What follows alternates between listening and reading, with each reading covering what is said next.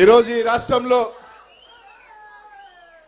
స్వతంత్రం వచ్చిన తర్వాత ఎంతో మంది ముఖ్యమంత్రులు అయ్యారు. 2019 ముందు ఎంతో మంది ముఖ్యమంత్రులు వచ్చారు. ఎంతో మంది ఎంతో కొంత చేశారు. కానీ ఒక సామాజిక రాజకీయ భవిష్యత్తు కానీ ప్రతి ఒక్క దాంట్లో వీళ్ళకి సింహ భాగం ఉండాలా, ప్రతి ఒక్క దాంట్లో వీళ్ళకి బాధ్యతగా వాటాలో ఉండాలా అని చెప్పి బీసీ మైనారిటీ ఎస్సీ ఎస్టీలకు 50% ప్రతి ఒక్క దాంట్లో ఒక హక్కు కల్పించిన ముఖ్యమంత్రి ఈ రాష్ట్ర ముఖ్యమంత్రి జగన్మోహన్ రెడ్డి గారు అని చెప్పి తెలియజేస్తా ఉన్నా. 2 రోజుల క్రితం భారతదేశంలోనే అతి పెద్ద రాజ్యాంగకర్త భారతరత్న అంబేద్కర్ గారి స్టాచ్యూని ఈ రాష్ట్రంలో నడిబొడ్డున, విజయవాడ నడిబొడ్డున అతి పెద్ద విగ్రహాన్ని తీసుకువచ్చిన వ్యక్తి జగన్మోహన్ రెడ్డి గారు అని చెప్పి తెలియజేస్తా ఉన్నా.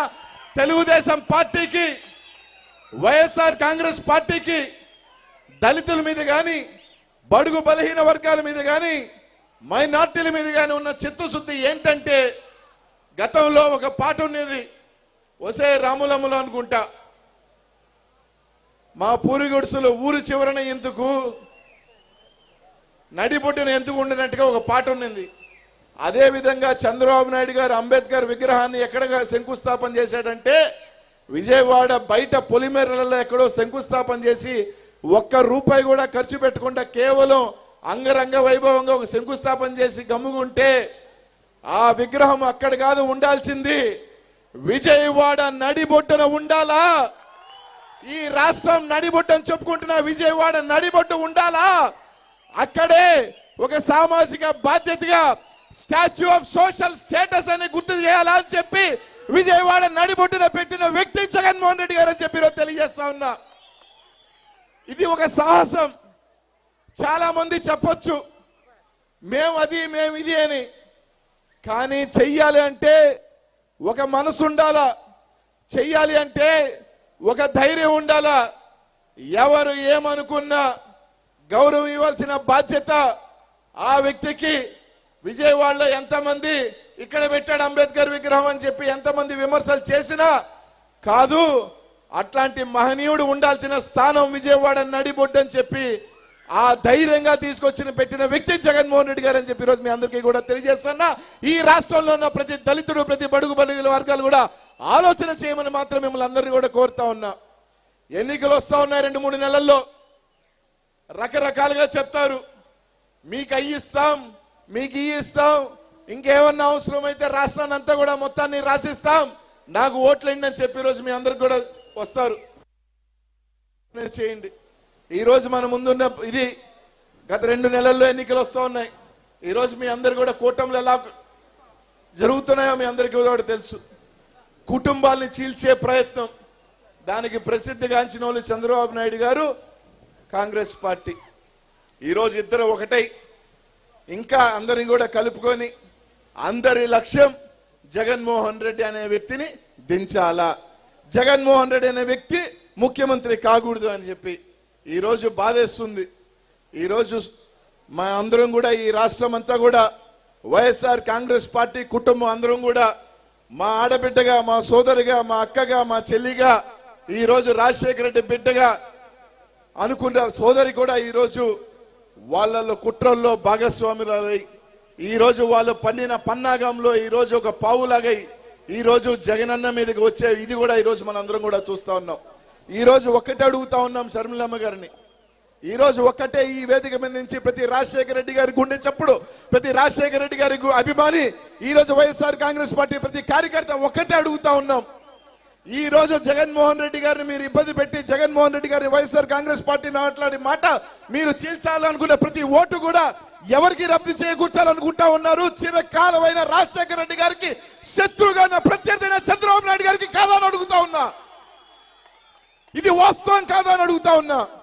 ఈ రోజు వైఎస్ఆర్ కాంగ్రెస్ పార్టీలో ఒక దళితుడు ఓటు చీల్చాలన్నా, ఒక బీసీ ఓటు చీల్చాలన్నా, మైనార్టీ ఓటు చీల్చి ఎవరికి లబ్ధి చేకూర్చాలనుకున్న ఆలోచన చేస్తా ఉన్నారు. కాంగ్రెస్ పార్టీకా లేకపోతే ఆ కాంగ్రెస్ పార్టీ వెనుకుని నడిపిస్తున్న తెలుగుదేశం పార్టీ చంద్రబాబు నాయుడు గారిని ఒక్కసారి గుండెల మీద చేసుకొని మనం మాత్రం ఆలోచన చేయడం చరిత్ర కూడా క్షమించదు. ఒక పొరపాటు చేస్తే చరిత్ర కూడా చరిత్ర పుటల్లో మాయని మచ్చగా మిగిలిపోతుందేమో అనే ఒక భయం ఈ రోజు రాజశేఖర రెడ్డి అభిమానించే ప్రతి గుండె చప్పుడు కూడా ఈ రోజు అందరం కూడా బాధపడుతూ ఉన్నాం. ఆలోచన చెయ్యమని మాత్రం ఈ రాష్ట్రంలో ఉన్న ప్రతి వైఎస్ఆర్ కాంగ్రెస్ పార్టీ రాజశేఖర రెడ్డి అభిమానించే ప్రతి గుండె కూడా మా సోదరుని అడుగుతా ఉన్నాం. అమ్మా, ఈ రోజు నువ్వు మాట్లాడిన ప్రతి మాట, జగనన్న మీదకు మురిచి నువ్వు మాట్లాడిన ప్రతి మాట ఈ రోజు పైన రాజశేఖర రెడ్డి గారు నిజంగా ఈ రోజు మీరు చెప్తున్న కాంగ్రెస్ పార్టీ రాజశేఖర రెడ్డికి ఇది ఇచ్చింది అది ఇచ్చింది అని చెప్తున్నాను.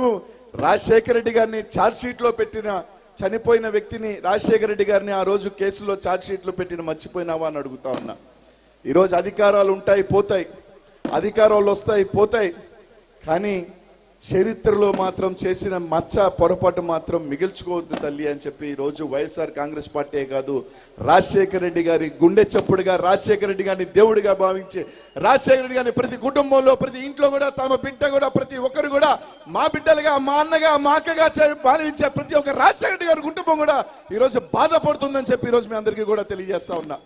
కాబట్టి ఈ రాష్ట్రంలో ఉన్న ఈరోజు మన అందరికీ కూడా ఈరోజు బీసీలు కానీ, మైనార్టీలు కానీ, ఎస్సీ ఎస్టీలు కానీ ఈరోజు అందరూ కూడా చెప్తారు జగన్మోహన్ రెడ్డి గారు బీసీలకు గౌరవమివుడు, ఎస్సీలకు గౌరవమివుడు, ఎస్టీలకు గౌరవమివుడు అని.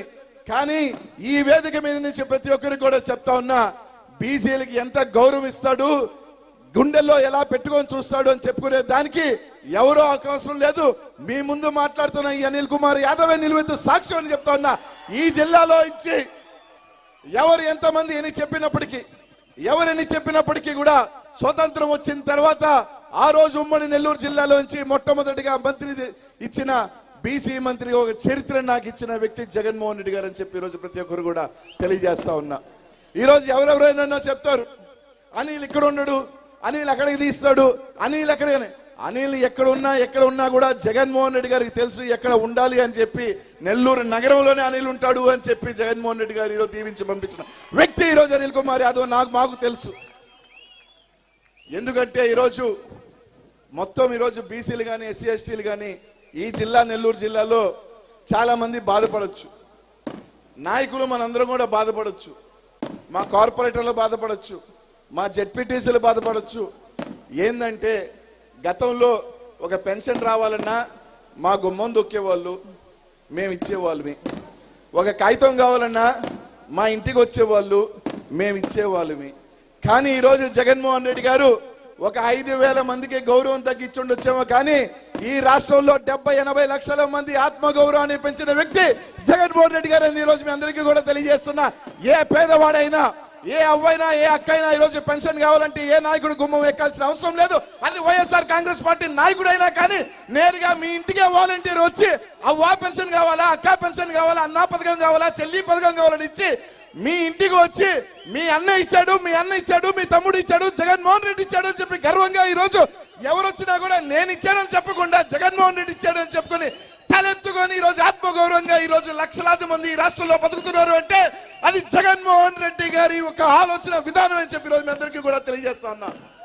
లేదు మేము జగన్మోహన్ రెడ్డి గారికి ఓటు వేయము, ఆ దొంగలకు వేసుకుంటాము, ఆ పవన్ కళ్యాణ్ చంద్రబాబు నాయుడుకి ఓటు వేసుకుంటాము, మళ్ళీ ఆ వాలంటీర్ వ్యవస్థని, ఆ సెక్రటేరియట్ వ్యవస్థని తీసేసి జన్మభూమి కమిటీల దగ్గరికి వెళ్ళి చేతులు కట్టుకొని నిలబడి మాకు పెన్షన్ ఇవ్వండి, మాకు అమ్మఒడి ఇవ్వండి అని పథకం అనుకొని మనం తల ఉంచుకొని బతుకుతామని ఆలోచన చేయాల్సిన ప్రతి పేదవాడు కూడా ఆలోచన చేయమని చెప్పి ఈరోజు మీ అందరికీ కూడా తెలియజేస్తా ఉన్నా. స్వతంత్రం వచ్చిన తర్వాత